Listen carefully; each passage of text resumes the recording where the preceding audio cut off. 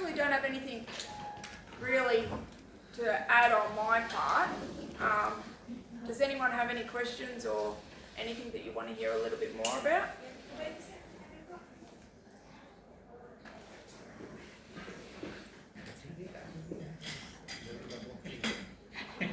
This is directed on your part. How do you push your mindset? How do I push my mindset? So actually I did get a message the other day, and this is a good message regarding this. Let me just find it for you. Oh, here we go. I got a message on Tuesday. Now I don't have any big comps coming up. I was coming here. When did I leave for here? I don't even know what day it is. Sunday. Today is Sunday. When did I come here on Thursday? I came here on Thursday. So I was training on Tuesday. I don't have any competitions coming up till I go to New Zealand next month. And on Tuesday I received a message from someone through Facebook. Someone I don't know. Serena, I witnessed your deliberate game-based, shot-based training today. Congrats, the way it should be done with game-based intensity. Now, if someone was watching me, I had no idea, don't know who they were, they sent me a message. That's how I maintain my intensity. That's how I maintain my focus. When I train, I train. Everybody may be watching, but I'm there for a purpose. Like every single bowl matters. And somebody was watching on that particular day and they noticed that I had an intense amount of focus on that particular day. But then when it's game time, focus comes pretty easy at that point. You know, the tough times don't seem tough anymore because I've done it too many times in training. I don't go to train and have fun. I'll go to the bar and have fun, but I don't go to train and have fun.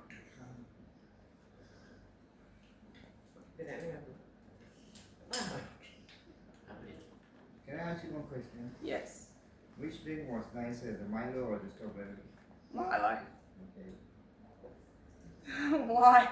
Does that give something away about my personality, JJ? No, I was thinking to get the same thing again. Oh, okay. Any other questions? But the blue dice is really good for that. Like, you know, when I was putting together the program and I was thinking about all the different types of skills that are important to become an elite level player, or at least, it doesn't even have to be an elite level player, to become better than where you're at, to achieve your personal goals, whatever goals that is. I was really trying to think about what it takes to be a good player in bowls. And you of course think of things like good weight control. And yeah, the ability to drive, and of course, if you're playing singles, the ability to roll the jack. And then I thought, how come no one ever trains or talks about the importance of the brain and mental focus? And that's why I put the blue die in, because that die is vitally important. That's the one I try and push my players to put a lot of emphasis in, because if you train that blue die, then all of a sudden, the little things that happen when you're in competition doesn't really matter anymore. That blue die has you put pressure on yourself. I've got to win with this ball, got to win with this ball, got to win with this ball. Or focus on your breathing, or focus on a song, or whatever it is.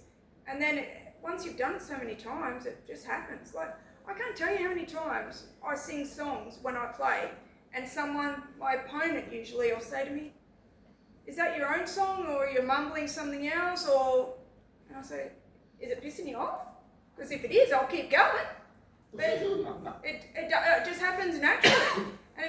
And then the song will switch to a different song, and then it'll switch to a different song. And it'll all be based on where we're at in the game, but because the songs have been accrued so many times, it just happens naturally now.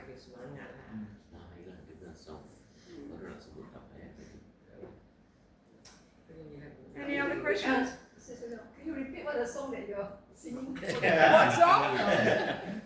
The songs that I like to sing. So Nev always messages me YSTB before a final, So sometimes I sing You're Simply the Best, or if it's a team event, I'll sing We Are the Champions, or if they move the mat up, I sing because they're moving it up because they think it's going to put me out of rhythm, I'll sing Moving It On Up. Or if they've got a couple of ends on me, I'll sing Take the Pressure Down. Or if they're getting cocky, or I want to stop me from getting cocky because there's been a difference in the score, I'll sing Know When to Hold 'Em, Know When to Fold 'Em. Or if I'm trying to inspire myself, I might sing The Unstoppable Flame. It all entirely depends on the circumstance, but they come that quickly. When my team's not performing, it's Hakuna Matata. There's that many different ones. When someone's really pissing me off as a spectator, Shoe Fly Don't Bother Me, and they all come that quickly. Yeah, Serena, I got my own song. You can tap your But I water cannot tell you all. Yeah. It's not exactly a secret. It's not a It's secret. for myself. Yeah. What is What your song? song? Wow. Kakak. Okay, she said that is her way of making yourself do better Yeah. or improve. There are many ways. Yeah. Find your own way. Right? So now she open up. Right? Song, smell. Oh, let's go to smell. Oh. Okay, so when I did the Guinness World Record thing, Bos Australia was not keen on this idea. They said, oh, Serena, you're going to injure yourself. Oh my gosh, we need you for, I was world champs the following year. You're really going to be sore. We don't think you can cope. You're going to go through all this time, all this stress, and then we're going to have to pull the pin halfway through. And I said, no. And anyways, they ended up agreeing to it. Now, I'd never dealt with sense until my friend, who one of the conditions of doing this Guinness World Record thing was having someone there who was from first aid. And one of my friends at the time, who was now my best friend, Serena Matthews, she was an ambulance driver, and she was also a naturopath and a masseuse, and she had this big bloody bed that she put on the side of the rink, and I said, I've got no time to lay down. Like, is that attempting to taunt me? And then she was watching me, and I said to her, listen, I can't let Bowls Australia think that I'm struggling at any point in time in this, because they'd let me know that as soon as we feel like you're struggling, we're pulling the pin. We don't care what point of the event it's in, we'll be pulling the pin. So I said to my friend, I said, listen, I know you want to come over and you want to ask me if I want a massage or I want to lie down during my 5 minutes, and I need you to know it's not a reflection of you. I appreciate you being here. I appreciate everything you're doing. But the answer will always be no. I cannot give any indication at all that I'm slightly sore. So please know I'm going to be saying no. And she said, that's all right. Thanks for telling me. We're going to work our way through this. And then she came over and she handed me a rag with a different essential oil on it. And then a couple of ends later, she noticed that I was starting to get tired, and there was a different rag with a different essential oil. And then 2 hours later, there was a bloody different rag with a different essential oil. And every single time, I'm not a big believer in that, but what I do believe is that me using that sense, it took away any pain that I had. It genuinely did. The following year at the Australian Open, I was that sick. I had very bad asthma attacks. That bad that I broke 2 ribs. 2 ribs and a shoulder blade with an asthma attack in my semi-final at the Australian Open. And my friend was there again with the scent rags. And yeah, it didn't help with the pain. Certainly didn't help with my asthma attacks. But I had something else I was focused on. My brain was focused on something else. I was really aware of different scents. And after that, that's when I started to get really into sports psychology. That's when I started to really identify what they could do for me. And it's the simple things. It's like, I've got one sports psych who says to me, Serena, when you face a final, I want you to look around and I want you to count how many sounds you hear. Whether you hear the birds chirping, or you hear a number of cars, or you hear someone talking. You're not focused on any of it, you're just counting all the different sounds that you hear. And then it's all the different sights you see. And you constantly do that little checklist. You've got no time to worry about the importance of the next bowl. You've got no time to think about the outcome of the game because your brain is doing everything else. Is that a good thing to distract yourself? You know what? I never used to believe it. So I used to be a player who believed that if I look around, I lacked intensity. I lacked focus. And then Karen Murphy said to me, when do you allow your brain any time off? And I said, what do you mean? Like I'm playing a game? And she said, yeah, but when it's a high intense game, when do you allow your brain an opportunity to actually settle?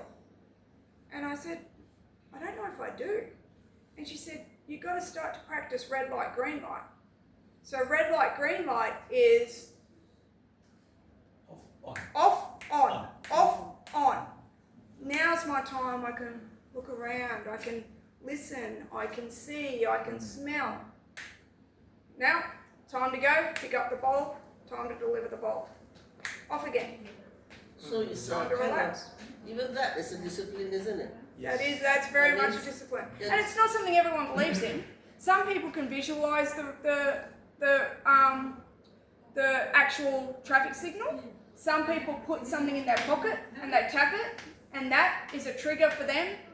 On now, off now, on now, off now.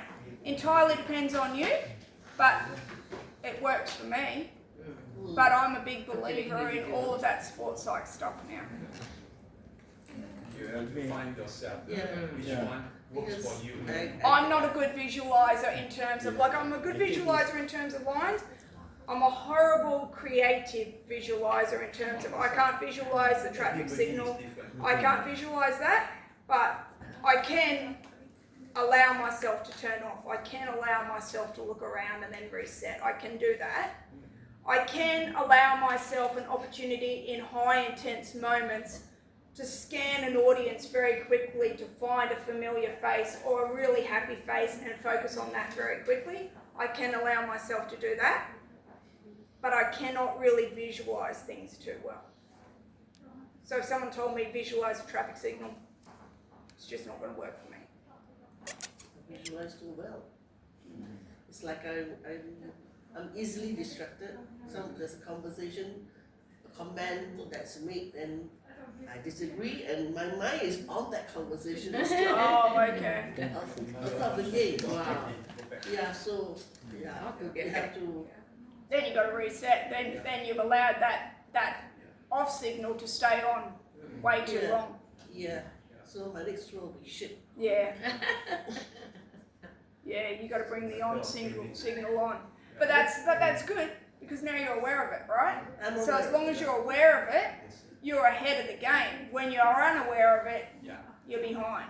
correct. That's right. You aware, at least you can correct. You're not aware, you don't know what I it is. haven't find the off signal. No? Yeah, Or the on signal. the on signal, the trigger. But you could put a card in your pocket. It can be as simple as that. It can be as simple as a rubber band. I've had a rubber band. It can be as simple as looking down and now seeing a tracker on your finger and knowing that you haven't pressed that button.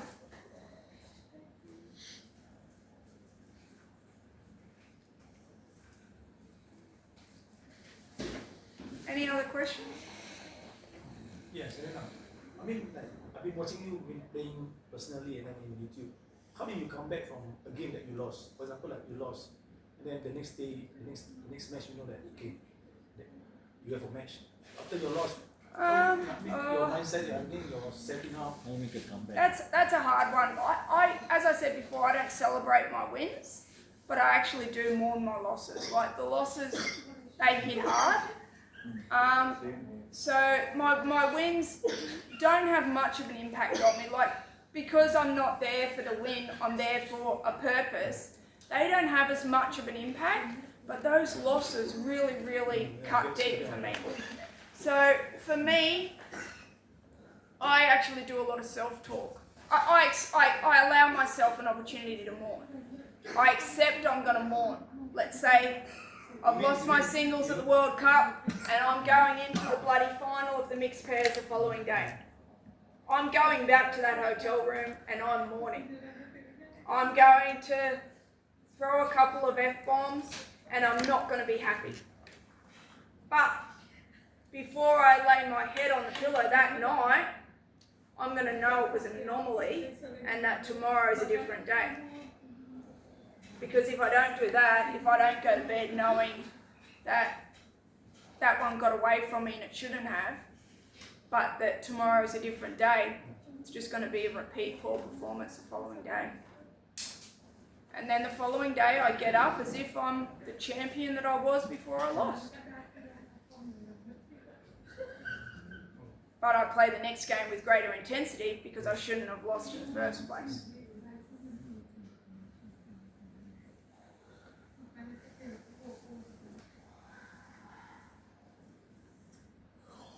And sometimes those losses, there were losses, recent losses for me that should never have happened. And you know where you made the mistake. And it's funny because I've played games, the recent AO, where I went to the head a number of times and I even spoke to myself. The marker could hear me. And I said to myself, God, she can beat me. She genuinely can beat me. But today's not that day. She's going to have to wait till tomorrow. And that's just how I talk. Because if you don't believe it, you've given up the goose on yourself. And she was in her sectional play and her semi-finals, she was playing well. She was playing very well, but I knew she could beat me. But I knew that wasn't going to be the day she'd do it. She'd have to wait till next year.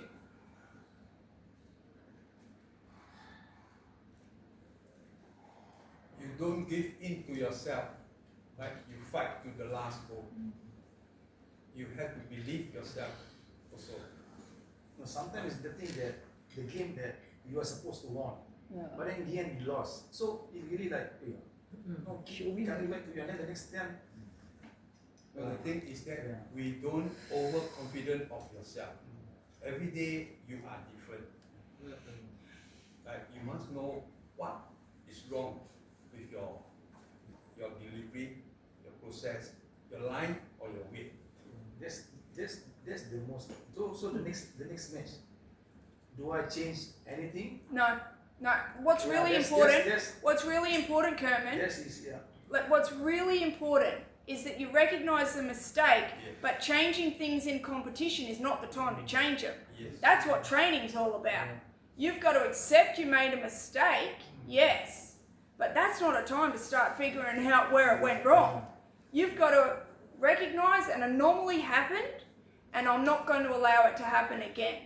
So whether or not you're winning by 20 or losing by 20, your process should never change. And if you watch the big time players, the way they pick up the ball, the way they're visiting the head, the way they're running after their ball does not change from whether or not they're 10 down or 10 up.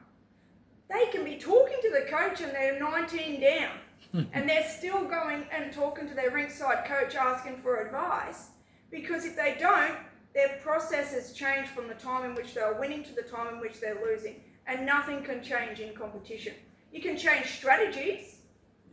You can change strategies. You can leave and go, I really should have changed my mat length earlier. I'm not going to make that mistake. Tomorrow I'm going in with a plan A and a plan B. You can do that, but you can't go in saying, oh man, my delivery was a real big error there and I really need to do this and I really need to do that and I should have done this and I should have done that, because that's what training's about, not competition. That's why it's actually a pet peeve of mine when I see coaches go up to players and try and rectify issues. And I actually, it was Nationals on the Gold Coast 2 years ago, we had a state coach and the state coach is appointed. They're nowhere near, sometimes, we've got one, a really good one now, sometimes nowhere near as qualified as Nev. Anyhow, this state coach had gone to my team member, it was a heavy surface, had gone to my team member the day before we were due to start our pairs game, and it had been raining. And he said to her, listen, I've been thinking about it. Your delivery's horrible for a heavy surface, horrible. So what I want you to do is I want you to do 2 motions. You're going to stand up, slow down, stop, and then push. Oh my gosh, it was all over the shop, all over the shop. And then halfway through the game I said, can we just go back to normal now? It hasn't worked. Let's just go back to what you normally do and we'll move from there. And then the day before I went to go out in my semi-final, he goes, Serena, I've been thinking, your timing's no good. Your timing, it's no good on your back end. And I said, got to stop you there. I'm about to play my semi-final. I was rubbing sunscreen on, about to play my semi-final. And he goes, yeah, but your time, I said, do you want me thinking about the timing on my back end every time I go to deliver a bowl on my back end because you've raised it 10 minutes before I go play? Now's not the time. I said, we had training. We had months prior. We fixed delivery problems in training. We fixed big issues in training. Once we get to competition, our mind has to be right. We can't be on the mat thinking we've got to change something. But game strategy, yeah, absolutely. Fix a lack of intensity, yeah. More focus, going to make sure I don't lose in straight, take it to a tiebreaker, going to win in straight sets, yep. Going to make sure I don't lose that first end in set 2, yep. That you can do.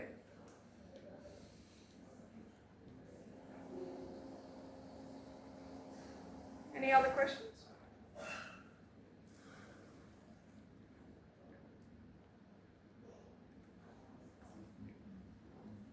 Maybe the others know about your Guinness World Record, or maybe you can just give us a few minute summary. So I should have said that because some of you weren't here last year when I was here. So, as I said, my motivation in everything I do in sport and in life, actually, really, my motivation is challenging perceptions and stereotypes. That's why I do what I do. That's why I've set up the program. That's my whole emphasis in my life, and trying to ensure that the world's a better place, really, for my children and everyone's children. And there was no female para players allowed to trial at a time in which I came through in the sport. And technically, there was an open category, triples category for the Commonwealth Games, but none of the countries even allowed the women to trial. It was all men, so it may as well have been men's triples. And when I first started doing quite well and the Birmingham got announced, there was a lot of promotion of me. And it's not something I'm terribly comfortable with, but I recognise that it's better for the sport, go ahead. But then I noticed that there was a significant disparity between the way I was being received in the sport because of that and the way my players were being received in the sport. So I was now in a very privileged position of being respected at whatever club I went to. Everyone in Australia knew who I was. I could go to any club and I was never questioned. I never had to pay a cent to be on their surface. I never had to ask whether it was okay for me to have a roll-up. It was wonderful. Like, you know, I was now respected like everybody else, all the other jackaroos. But my players were not received in this same way. My players were not selected in the top division of their club. My players were put in the lower divisions regardless of what skill set they had. My players were not able to go to other clubs. Other clubs would question my players. Other clubs would make sure my players were paying $5 or $10 to be on the surface. And that saddened me because I knew that what I thought I was pushing hard for was only working for the elite level players, but it wasn't doing anything for the grassroots players, para players, or for the players who were trying to even make their way up the system. Those players who'd even represented their state were still, unless they were in the public profile, they weren't ever getting any respect or recognition. So I thought about it for a long time to figure out what I could do to try and really push back on stereotypes and challenge perceptions. And I went to Bowls Australia and I proposed that I wanted to do or attempt the longest singles game, Guinness World Record longest singles game. And that required, in order to attempt it, you had to have played for longer than 33 hours with a 5-minute break every 4 hours. So really you had enough opportunity to go to the toilet. You could accrue your break, but being a woman, there was never any chance I was going to get more than 4 hours out before I had to go to the toilet anyways. So it took a lot to get it across the line, and I was very blessed that my club, Gold Coast Club Tweed, were happy to host it on their indoor facility, and my district was happy to live stream it, and the whole concept was to go over 30 hours of continuous play, which we achieved 33 hours and 12 minutes to get the Guinness World Record. Wow. With the whole concept, which it did achieve worldwide attention, it was about really challenging those stereotypes, and there was a lot of media attention on it, and the entire point was that people with a disability can achieve anything if they're supported to do so. Yep. As soon as that support lacks, and we as a society do not give them the support and encouragement and respect to do so, then we are being hindered in our opportunities. Yep. And that's where it came from. Congrats. Thank you. Thank you for sharing. And we were the first 2 women to attempt to do it. Wow. Thank you. Also, as parabowling, I mean, I'm hearing different things. Some are saying it's going into the Paralympics. Yeah. Some are saying Commonwealth is the highest. Do you know anything about that? So, from what I've been informed, and I would say that my information is highly reliable, it seems highly implausible that we will be going to the Olympics. But it seems highly probable that we will be going to Paralympics. The main reason being that we've already been a Paralympic sport. Yes. It seems too many hurdles for us to become an Olympic sport. We're still attempting it, but we've nearly already been green lit for the Paralympics. Okay.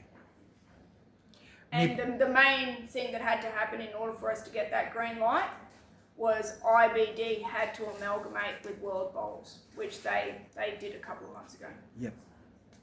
So from that angle, looking in the longer term perspective, what would you say an individual or as a team we have to do to qualify to be in those arenas? So look, you've got to make your training purposeful, absolutely. The biggest thing about the Paralympics is that it's going to include a live stream category. Does everyone know what that category is? Live stream? Live stream's intellectually impaired. So in order for you to send a team, you would have to start to invest in your live stream category. Look at who you can get in an intellectually disabled group. So my intellectually disabled players previously haven't had a pathway to national representation because it's not been a Commonwealth Games discipline, but if we're a Paralympic sport, it will be a Paralympic discipline. So that's where I'm putting a lot of effort in my live stream players. For you to be accepted as a country, Yep. you would need live stream players. Okay. So individually, you would be looking at setting your sights on that, which means annual goals with 3 monthly check-ins. But as a country, you would be starting to look at what you can do in the live stream intellectually impaired space. why you have the autistic student. That's right. Student. That's right. How many do you have? In live stream, I've probably got, now in my live stream group, I've probably got maybe 8. So do you have to have special resources assigned to them? Or more resources assigned to them? No, I don't. No, I don't have to have different resources assigned to them. I just have to have a different way of communicating with them. Yes. So the way I communicate with them is obviously very different. It was actually the autistic player who I created the dice game after, but I communicate very, very differently to him. So for instance, he loves music, absolutely loves music, and I could not get him to traditionally change his delivery in a normal way. I couldn't get him to, I'd say, just slow down, please, slow down. And he would, slow down, please. All of his bowls always in the ditch. And then I took him to a heavy green. And I said, now think of your very quick song, really quick song. And he loves like rock and all that. And he had a song in his mind. That's what you can do on this screen. Then I took him to a really slow green. Then I took him to a really quick green. Now what's your slow song? And he'd tell me his slow song. That's for this screen. So it definitely changes the way in which you communicate, but you don't need any additional resources. However, in Australia, they do have support persons allocated to them, as all of our paras do. So if I need any additional resources, I would just ask their support person to come on the surface with me. Yeah, then that support person must know how to communicate, isn't it, with that? Because I feel that autistic, there are many types, and they're different, they're all very individual. Do you find that way? Find what, sorry? Yeah, they're all very different. Oh, they're all very, very, yeah, it entirely depends on where they are on the spectrum. That's right. And how severe their autism is as to whether or not there's communication difficulties. My autistic player was non-verbal and is no longer non-verbal. So that's how much sport and lawn bowls has changed his life. How do you get them interested? Which ones? In- The live stream players? Yeah. Look, it's a little bit harder because they don't have the physical challenges. There's a lot of sports that you can play as a live stream player, which means that you need to make lawn bowls really fun and engaging. Otherwise, they will go to one of these other sports. So it is a little bit harder to get them, but once you have a couple, they slowly want to come because it's part of the community. Then their parents or their siblings feel like they're well supported. They've got that community knit and they're bringing them along. So those first two are the hard ones, but then it very quickly doesn't take much that happens after that. I'm the Gold Coast district and I've got probably 8 regular live stream players. I've got more that come just for fun and they're not going to be serious players, but I've got 8 actual in the program players. So live stream consists of not just autistic children as well as IDs? Yep. What about Down syndrome? Yep. So, Darren Jackson, I think he played against you in singles. He's one of my live stream players. He's got Down syndrome. Damon also? Damon, he's my autistic boy. Oh, Darren is Down syndrome. Yeah. So you're saying the team must consist of all these different kind of disabilities, or Yeah, so from all accounts, it looks like being vision impaired, yeah. physically impaired, men and women, and live stream. Oh wow. So Singapore now we don't have. You don't have live stream. And when is this? Which year do you think Paralympics will take us? 32. 32. Oh, so that's something. No, I'm just saying as a country. You must ask Ganesh lah. Yeah. I can't do much. I just coming in only. We No, already but- got one. Huh? Aisha brought in one already. Huh? Aisha brought in Ah, one. she already brought in one. Salah, Salam. Salam. Salama. Salam. So we're getting one actually so far. Oh yeah. She will learn more. Internet, what she said? Intellectual. International disabled. Intellectual. Oh, very good. Intellectual, yeah. But we don't know what category. So, like, you know, your vision impaired for Commonwealth Games is mixed paired. It could very well be mixed pairs. If it's mixed pairs, that's even more difficult because you've got to ensure that you've got a female and a male. And a meal, yeah. Wow. Serena, she looks more normal. Yeah. But she's our film music center drama. Oh yeah. Drum. Never. The classification process so far for the live stream players is relatively simple. It just includes them going to their main treating physician and getting a documentation filled, and then it gets approved or disproved. It's not as complicated as physically disabled.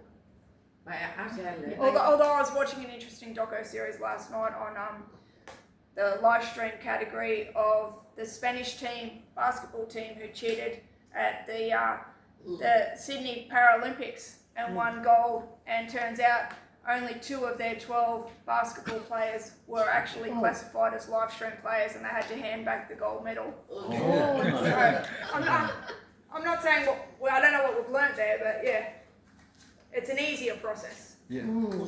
Salam, I informed Helen. She said she accepted. I told her like firstly she played 10 pin bowling about 8 to 10 pounds. But she said very heavy. She's a very skinny person. So she asked me, Auntie, can I join this? I said, of course. So I let Helen see. Then to me, our association is basically NBI, but intellectual will be She only doesn't know. in her. Senses very good. Yeah. Her training she doesn't know Yeah. about So you know, intellectual will be socialized only. She can come and play, she said. Who knows?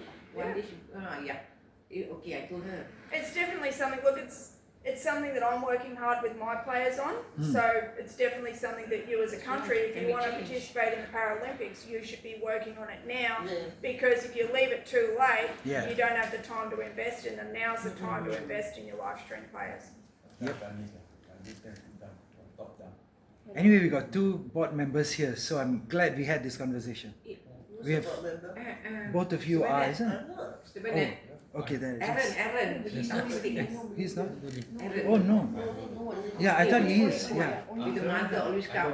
Okay. A bit She's lah, pretty. What the hell? Okay. Mine. But the friend like to drive me. And I'm pretty confident, I don't know, but I'm pretty confident that's why Livestream have now been given their own category in the Australian Open, because up until now there's been no pathway for them. There's been no need to look at them at national level, Yeah.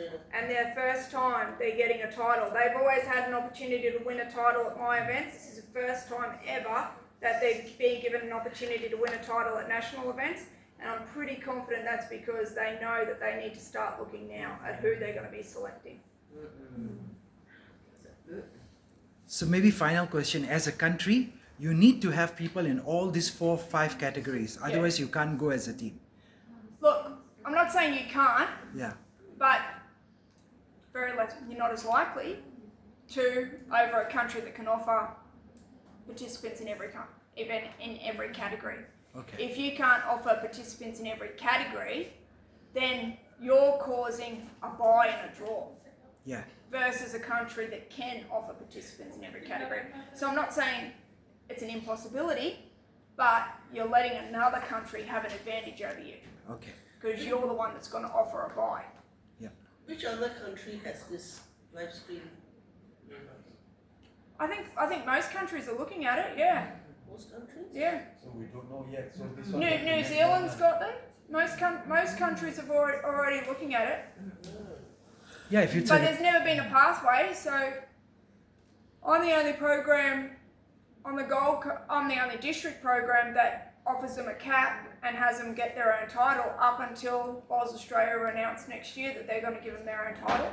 But that's because I've been saying they've got no pathway. We've got to figure out how to get them to national level, because there's no point trying to figure out how to get them there once the international representation opportunity is offered. You also mentioned the word program a few times, that you have a program. Is it for training from beginners all the way up to that? Yeah, so I hold come and try days, which is where I get all the new recruits. Yeah. So like at the one that I held just before coming here, I had probably 4 new players that I haven't ever witnessed before, and I sent them off on a separate rink with Nev. And then I had a couple of players who have never played a game before but are no longer at that point of figuring out the little circle from the big circle. And then I have my more experienced players who I've already introduced to the dice game. So I have Para come and try days. Those days are more dedicated to let's get out there, let's get some recruits, let's try and get some new blood because we want to expand the sport. And then I've got skills days. You're expected to work on those days. Those are the days where you do a circuit and you do it and you do it and you do it and you do it, and then we go into a game and you're expected to have some intensity. Wow.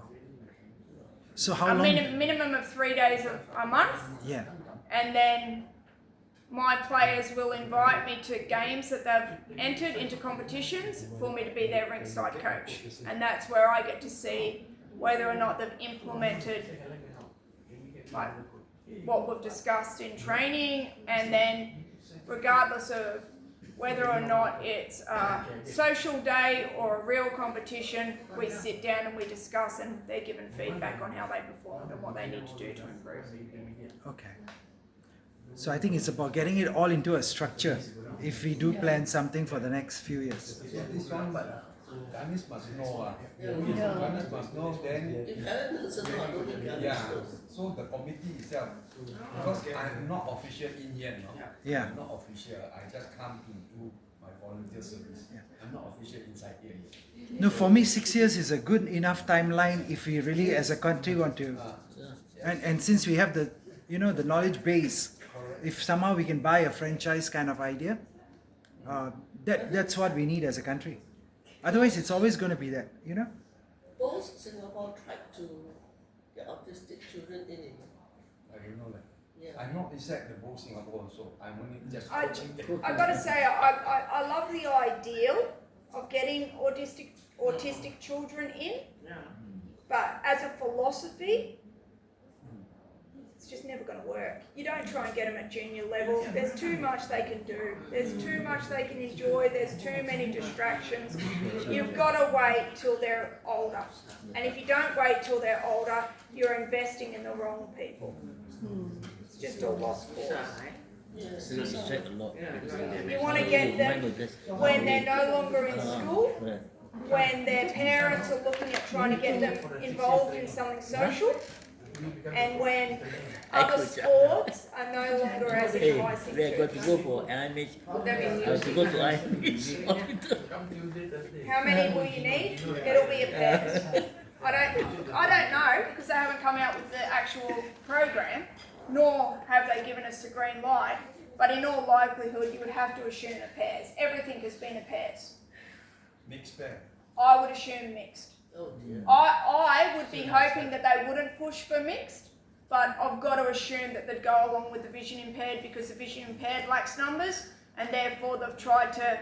But if I was to have a say, which I don't, if I was to, I would ask them to make it an open pairs, whereby there's a clause that states that if you have one of each gender, then who are sufficiently capable, then they need to be selected. If you don't, then you can have 2 of the same gender. Because in YMCA we have a lot of we have a lot of training us to check how to do the rooms, so they give them a lot of programs. So I think I can get 1 or 2 couple of. Can or not? Swimming, they go for swimming on top. YMCA has been supporting autistic. There's one group, the teachers will teach them swimming. Oh. I used to work there on top. Used to see them swim.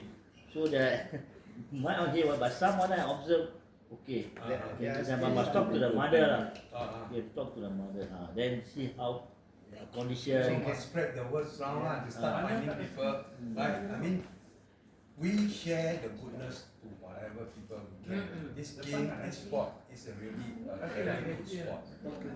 Socialize. Well, there's one lady in charge. Yeah, talk to Joseph And if the family feels like you're offering the most inclusive, valued, respected place, the family will encourage you The to family come. must know the daughter or the son's problem, because sometimes when I observe them, one moment they sit down, one moment they move around looking at the fan. See, but only the mother knows.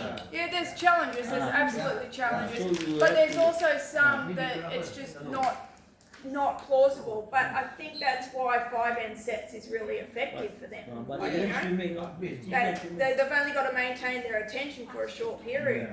Whereas 21 up can be really, or 21 games, 21 ends can actually be really, really difficult. That's, you're asking them to maintain focus for 3 hours. can So 5N set is confirmed. No, nothing's confirmed, but that seems to be the direction we're going in. I do not believe that it's only for Glasgow. Like, you know, we seem to be trying to condense the format of the sport into a more exciting version, which means shorter bursts of energy. 5N sets follows the BPL with a high intensity, the audience, you know. I don't enjoy it anywhere near as much. I don't necessarily believe, and in fact I don't believe that always the best winner wins, but that's what they believe the audience enjoys most. So at those big international events, Commonwealth Games and Olympics, they will be looking at the shorter condensed versions, particularly when something like the Olympics has so many countries attend. With limited green availability, they'll be looking at how to get you on and off quicker. I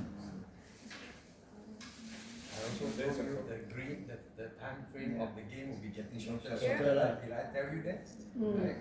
I told you all these things, they will work. That's why I want you all to quickly adapt, quickly find your lines and do it. It's not fun. I don't find it anywhere near as enjoyable, and it also doesn't have the ebbs and flows of like a normal game where you can lose a couple of hands and then my God, you're back in it. Oh my God! Yeah. But we've gone from 31 up in singles to 25 up to 21 up to now sets play. We're going down. We're never going back. We've never gone from 25 to 21. Oh, let's go back to 25. It's never happened. We've always gone down. I still prefer the 9. Based on your journey, can you share your challenges and how you overcome it? What challenges? I think mindset was a big thing for me. It was a very big thing. I hated singles play. I felt an immense amount of pressure. I didn't feel I played with the same level of intensity. I would play a more intense game when someone else was relying on me than when I was relying on myself. Singles was actually a big challenge of mine, and I had to spend a lot of time really working on my mindset and my ability to overcome that, and that's why my process is so refined now, because it's something that's taken me years to work on. I think endurance was a significant factor for me. I am not overstating in the slightest that if I played a full day of bowls, I could not stand up in the shower when I went home. I would be going home crying. because I would be in so much pain. So that's something that I had to work very, very hard at, and I could not accept. And that's where I was slowly increasing my endurance. Before Birmingham, I got to a point where I was just determined I wasn't going to sit down, ever. All day, every day, until I started to increase my endurance. And that was a very agonising process, but now I've got more endurance than the open players, and I wouldn't have got that had I not recognised that that was a significant weakness for me. And it also, that pain resulted in me not focusing on my games because I was so focused on the pain that it had a very bad accumulative result on my on all of my performances. I'd say that a challenge for me sometimes now is being, particularly at national level, is being the hunted versus the hunter. I think when you're the hunter, you have a team, you work together, you collaborate, you've got allies. You go this direction, I go this direction, I'm going to jump from the trees, you give me your machete, you give me your gun, we're going to get her. You know, and it's a very lonely place to be the hunted. It's something that can really, it can really get to you. And I can't tell you how many times I've walked in on them, and I've just felt like, you know, the school kid in the classroom where everyone's talking about you and you've just walked in on them. That's definitely something that's been an issue of later time, but that's something that I anticipate, something that I predict, and something that I work through before I attend events. So I've already prepared for it so that when I encounter it, so like at Nationals this year, and this is the sort of thing that does happen, and this is how my mindset has become. At Nationals this year, we have a ex-Jackaroo, current Victorian representative, named Matty Flapper. Brilliant, amazing coach, very, very good, was a Jackaroo. Did not attend any of our national events. My last sectional round of my singles, I face a Victorian. And I turn around and there's Matty Flapper. He's now declared as her rinkside coach. He hadn't attended any of the events, but she'd rang him up and got him to come to be her rinkside coach in my singles game. My singles game didn't matter. I'd already won the gold, but I had to play out the last round. When I saw him, all I thought to myself was, I'm going to put on a show for you, Maddie. You're going to see how it's done, and no advice you can give her is going to help her because she's going to be the one that has to play the ball. You can't play it for her. And that's how I had to reframe that threat. That was a threat to me. I didn't have Matty Flapper on my ring. I was lucky to look up and have anyone on my ring. They were all over there socialising. The win didn't matter anymore because I'd already won the gold, so nobody really cared about my rank. Matty Flapper was there, and I had to flip and reframe that threat to be, cool, I get the opportunity to show you how I can play. Awesome, thank you. So that's definitely something that I struggle with at national level. It's not something I struggle with at international level, but at national level, yeah. At international level, I consider myself to be a hunter. So far, all your competition, do you face or see anybody go during the competition with a bow crack? Any such case before? I've seen cracks in bowls. I've seen jacks break, but it's a bit of a fallacy. They've always had a hairline crack in them. So those people that take the photos of the jacks and the bowls broken, they were already hairline, had nothing to do with them smashing, nothing. It's just already got a hairline crack. It's already weak in a certain spot, and then something's happened whereby you've hit it, yeah, but you're not Superman. But during competition, competition. So in that Yeah, absolutely, it happens in competition. And then people argue about, well, we go with what's the bigger part of the bowl. The bigger part of the bowl's here, so it's rested here, and the bigger part of the jack's here, so it's rested here. Yeah. And you're like, no, mate, that's not how it works. But yeah, so it does happen. And then you have people slide about how they're so strong that they've smashed a bowl or a jack. But does it count once it cracks? No, It doesn't count, It's right? dead. the end.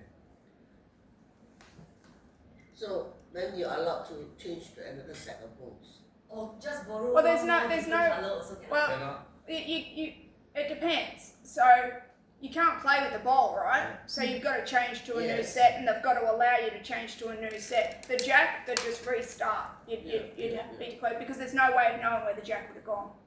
That whole argument, oh, the jack, the bigger bit of the jack's here, and the little bit over here, and da da da da da. Unless it was very clear and the players agree, which does happen, the players will generally say, elite level players will say, mate, it was going that way. Do you agree it was going to be killed? And then they go, yeah, let's just respot it. That happens. So the match will still carry on. 4 bowls versus 3 bowls. No, they'd have to go get a set. They'd have to go get a set. If you play pair, you got 2 more bowls, you take the other Yeah. 2 bowls of the same. Yeah.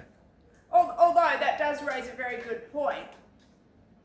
I was on my way to, where was it? Multi-Nations. And thankfully this wasn't my partner, but she showed up at the airport. She was playing 3 bowl pairs, showed up at the airport with only 3 bowls. Oh. Now, why is that such a mistake? Very first day, the umpire says, get all 4 bowls out, we're checking all 4. And she says, I've only got 3. And then they say, well then your bowls aren't legal, I haven't looked at all of them. And she had to quickly go to the cupboard and find another set. As soon as she told me, I raced to the coach so that the coach was aware to go source her a set that was exactly the same as hers. So always bring 4. You have to bring all of them. Competition, you bring 4, bring 1 International set. competition, They yes. sell you 1 set is 4 months, they will sell you 3. And you have to bring spare. Yeah, some people bring 2 sets. Yep. Yeah, I often take 2 sets. They got 2 sets. 2 different sets, but yeah. To suit the grip. Yeah. These are really king bowler. Yeah. Is it advisable to bring 2 sets of balls? Depends on the sizes? surface. No, not different sizes. The only time I'd change sizes is if I was going to Birmingham or on a very heavy surface or when it's going to be very, very rainy. That's the only time I'd go down a size. Otherwise, I'd always choose the same size ball. But I definitely do go to a 2 rather than a 3 when it's on a heavy surface or when I'm going to be in the rain a lot. So now you're using 2. No, I'm a 3. I'm a 3. I All the time haven't you're used a 2 since Birmingham. Oh, okay. But for Leamington Spa in 27, I would take a 3 and a 2 and see which one fit better. I wouldn't take 2 different ones because I like the wider bowl, so I'd be playing with my aces or vectors. Likely my aces, I might take my vectors, but probably my aces, and therefore I would take a size 3 and a size 2. Aces. And if it was raining or was really heavy or that had a lot of rain, like a couple of days, I'd go to the 2.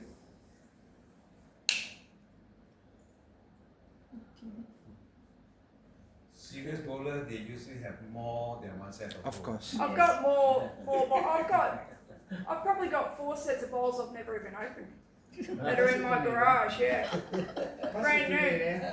That Taylor has sent me that I've just never even, I've got a really nice set that's an opal colour, but What's the weight? I just haven't, 3. 2, 3. 3. I just haven't, because the black ones were the Guinness World Record ones, I just haven't handed them off yet.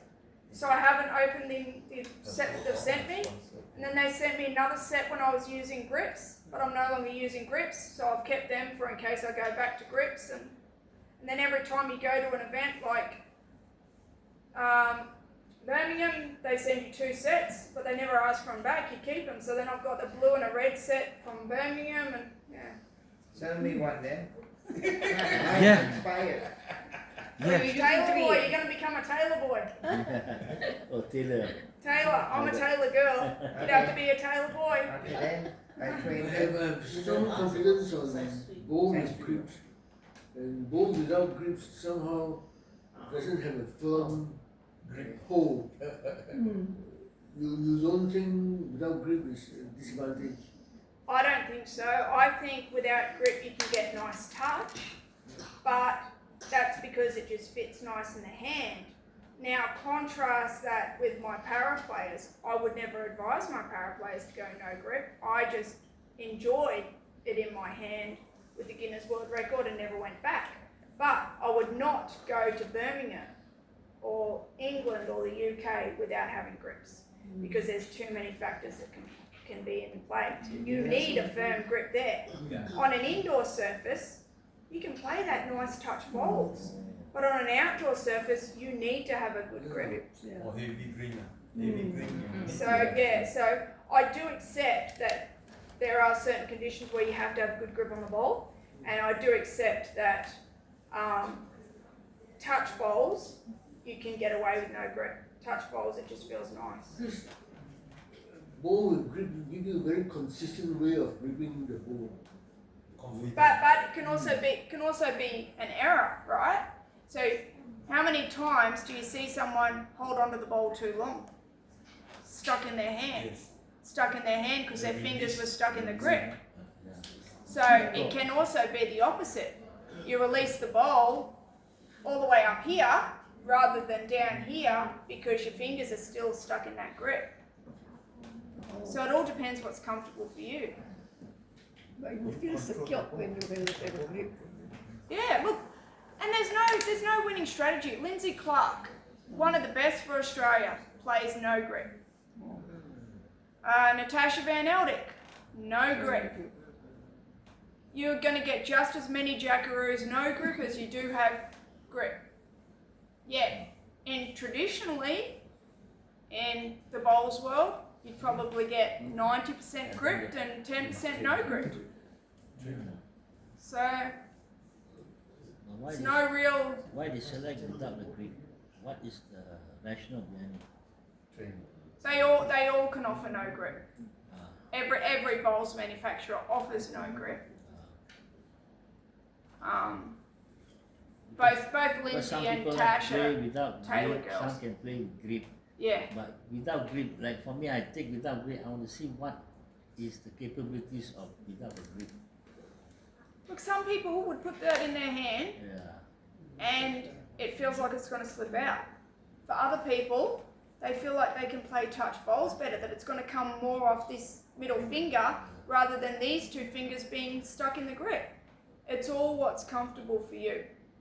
Gripped versus no gripped is no different to whether or not you should be a 3 or a 2. It's no different to whether or not you should use Without grip. the Optimas or you should use Henselite XGs.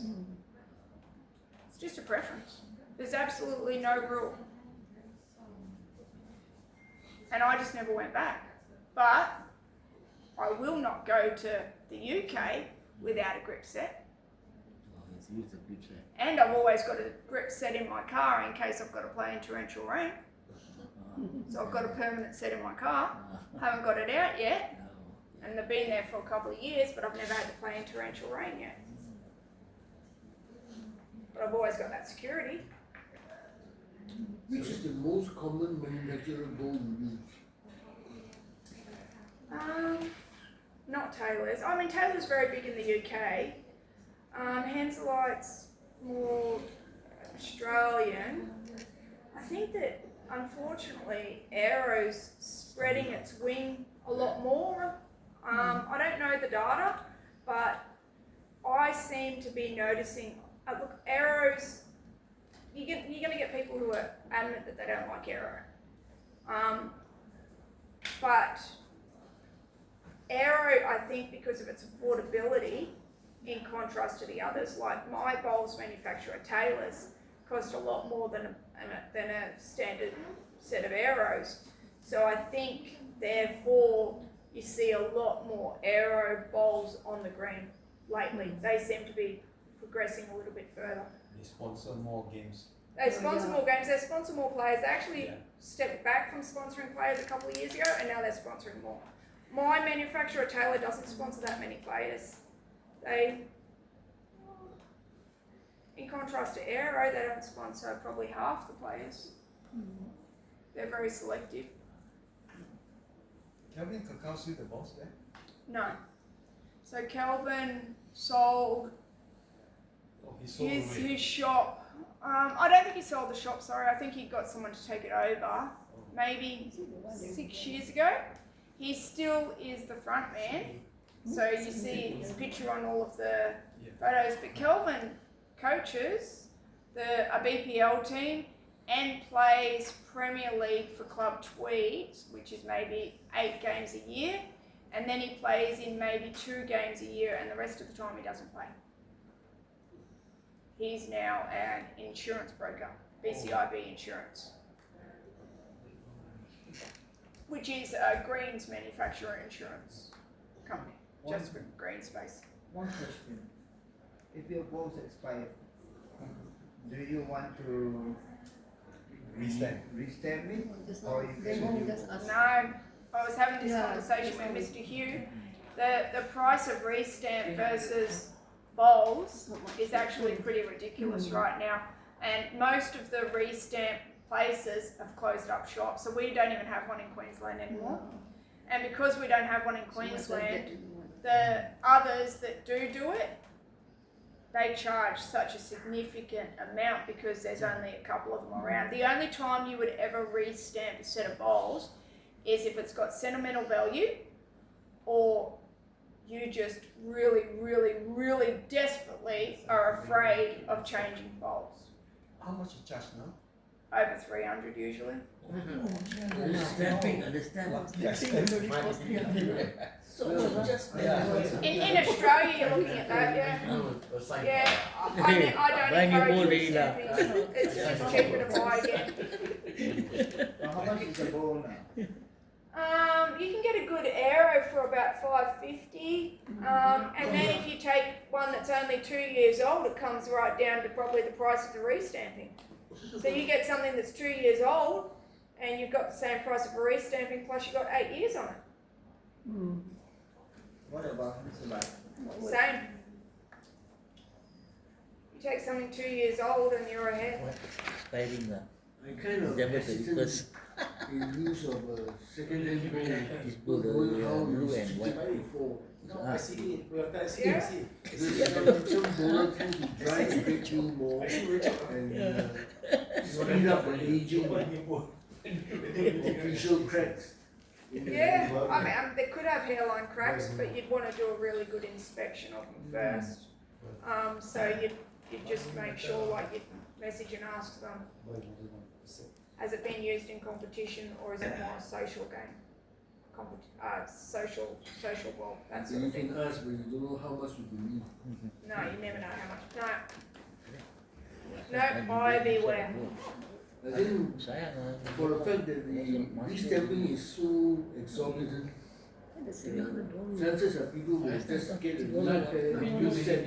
Very rarely do people restamp. It's such a rare thing. Right now, everyone just buys again. I was thinking of the money to restamp and get a new bowl. Now, Everywhere, answer you already there. everywhere in Australia you can get a new ball, or you have to go to certain place to get a new. No, Hey, this everywhere. food is ordering. You want can tumpang then combine the fruit charge, split the fruit charge. Eileen is buying. Eileen is buying. But that was few weeks ago, wasn't it? Yeah, I think he was yeah, ordered I already. don't know. She asked few weeks Whether ago. because you can as long as haven't shipped yet, still can. So are there many places that you can buy bowls? Everywhere in Australia. So there's probably maybe 4 shops just on the Gold Coast. Kat San tulisan kat nasi. I got one Australian friend, very nice. Yeah, I don't know what contact with this arrow. Can is it recognized or not? Yeah. You still want to use it. I know him. It's a Just normal friends, you know. No, Michelle. I send him like morning wish. He tell me that Oh, is it?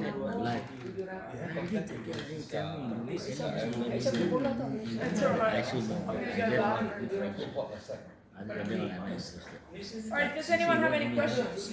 Yeah. Boleh boom. Finger Oh, dia beli lagi kat sini. Oh, the flick, yeah. the last minute flick, that's a UK thing. So it happens when you deliver weight, when you go to deliver a big weight, or it goes on the UK surface when you're trying to get that extra little push of weight. No.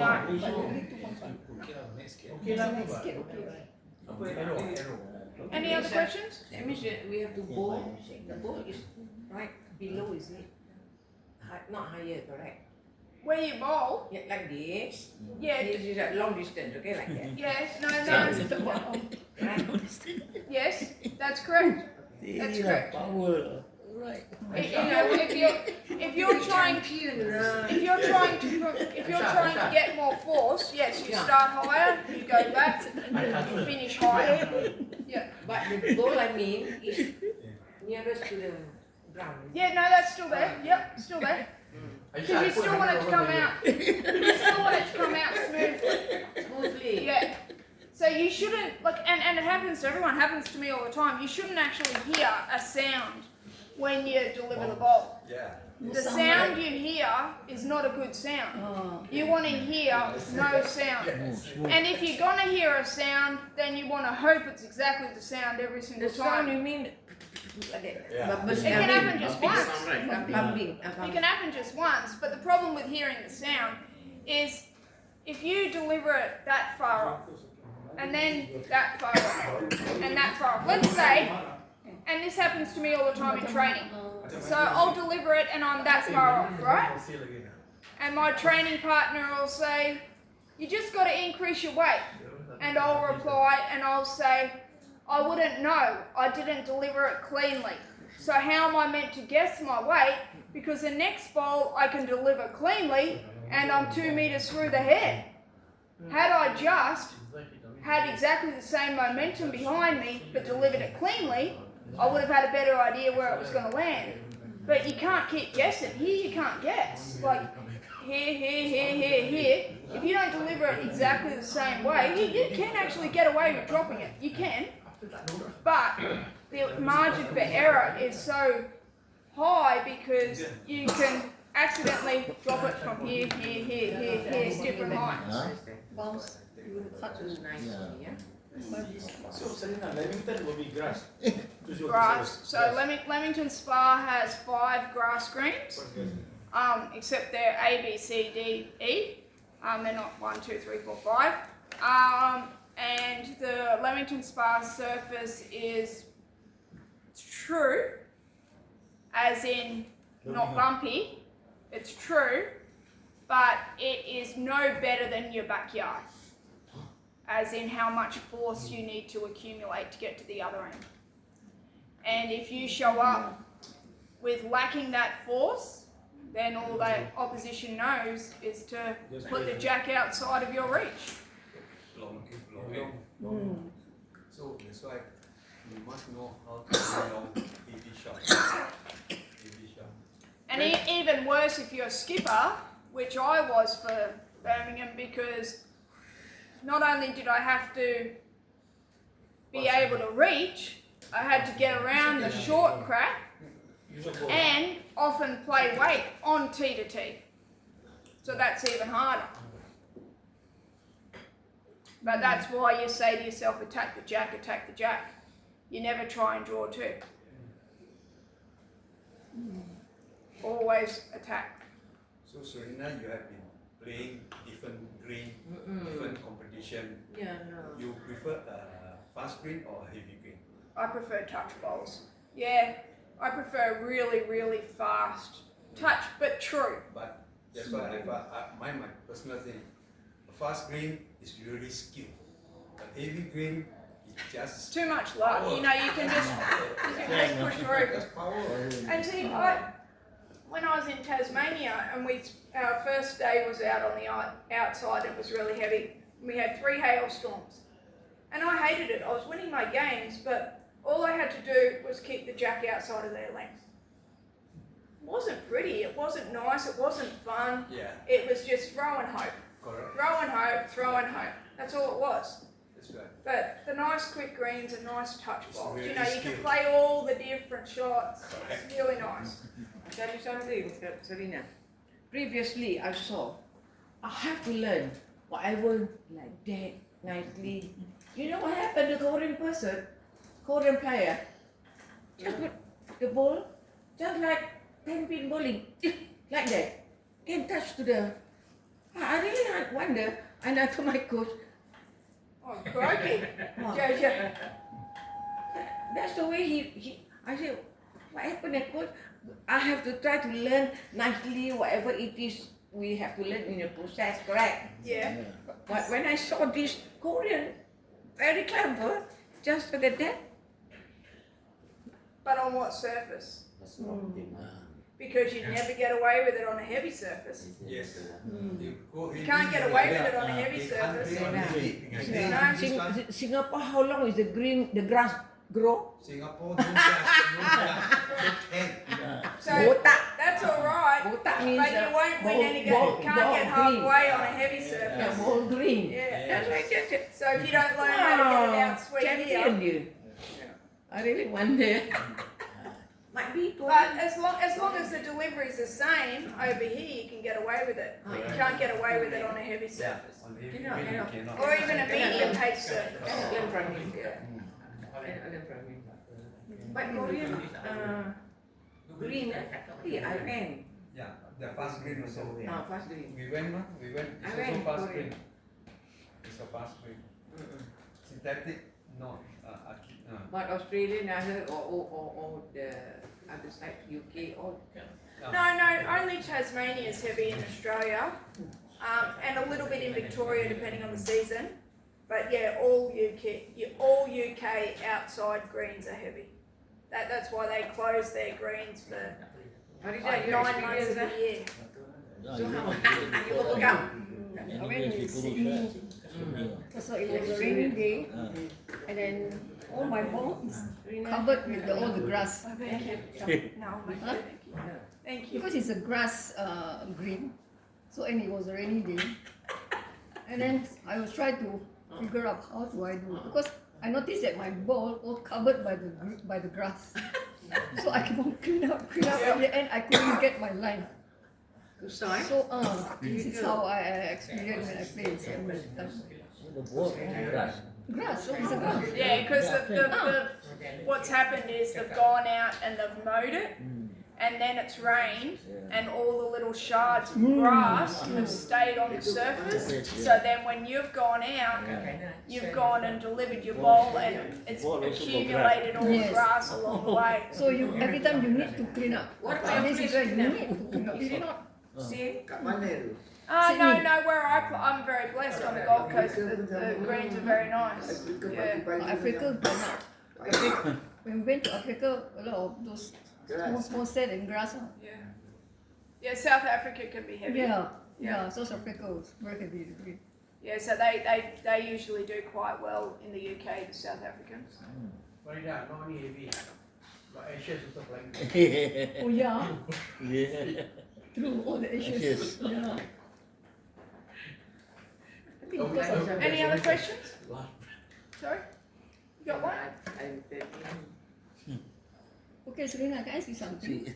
How do you get an idea to create the what you call it dice program? That was my autistic boy because his mother was telling me, because he'd been coming to the program for a while, that the drills that I was giving him, he just wasn't completing. He didn't find it enticing. He didn't find it interesting. I asked her whether he liked computer games, and she said he loves computer games, and I said I'll try and figure something out to get him more interested.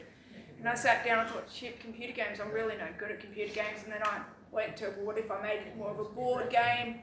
And then it led to, well, what if it was a dice game? And that's what led to the dice game coming out.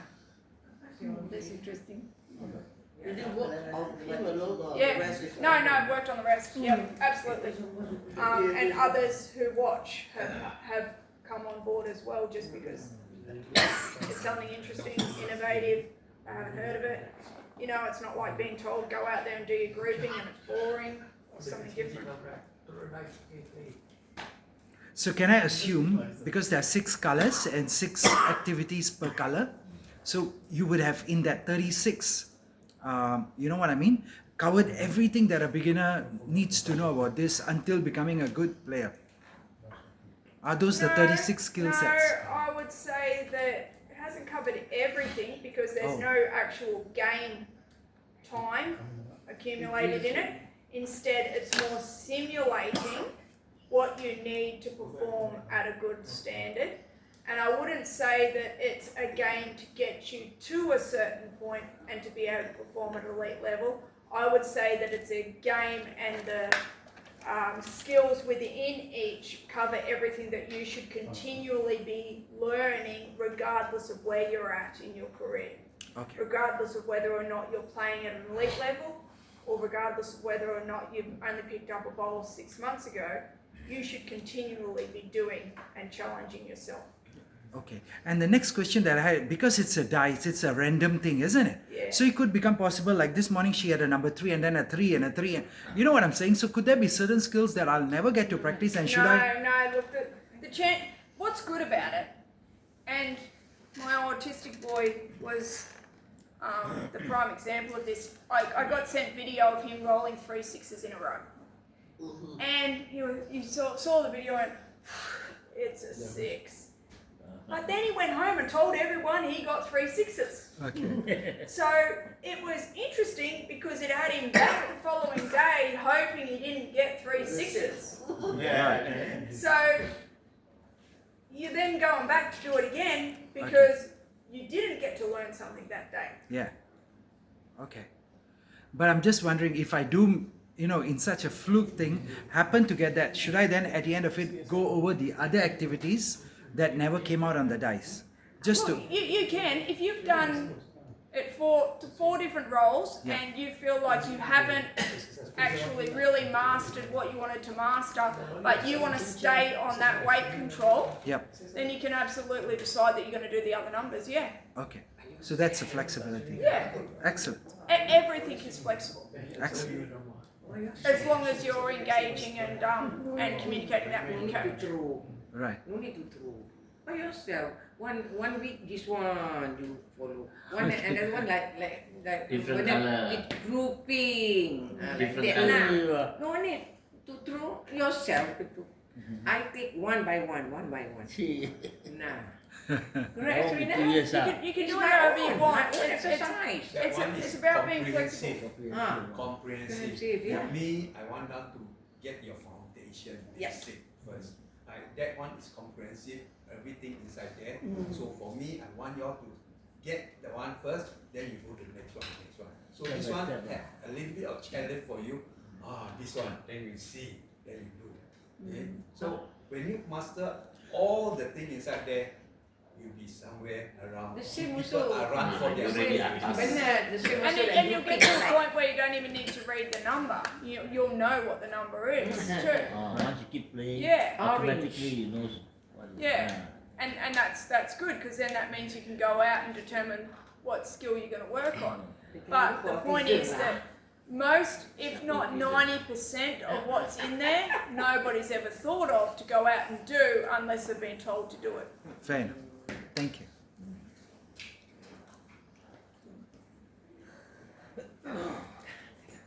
So it has been a long day for Selena. I think you must allow her to rest. If you have no further question, must allow her to recess already. Okay, good. Yes, Thank yes, you. yes, yes. Thank you. Thank you so much. Happy Thank you. Milo then. Thanks for having me. Thank you. Big Milo, big Really, Milo. this bunch, you can stay until 9 p.m. Put a stop to I it. don't think Neville's having any difficulty keeping his group entertained. Yeah, they also They're still going. yeah, they're still going. Or maybe as you, I mean, as you conclude, some 3 to 5 minutes, what would you say is your legacy that you would give My legacy? to everyone and say this is what? So the way I envision legacy is not really something tactile, like it's not something you put your fingers on. The way I envision legacy is, so like right now, you could say your legacy is what you see, right? You visibly identify what's tactile. The way I see legacy is like a tree that the wind blows off the leaves, right? Strong currents happen, strong wind currents happen and take the leaves away. Everyone drives by and they see that that tree is not beautiful. It's not blossoming right then and there. Legacy is actually the root system. What's stopping the tree from falling over? So my legacy that I want is that I never know what impact I've had. So therefore, I can't see the root system. I can see what's happening right in front of me.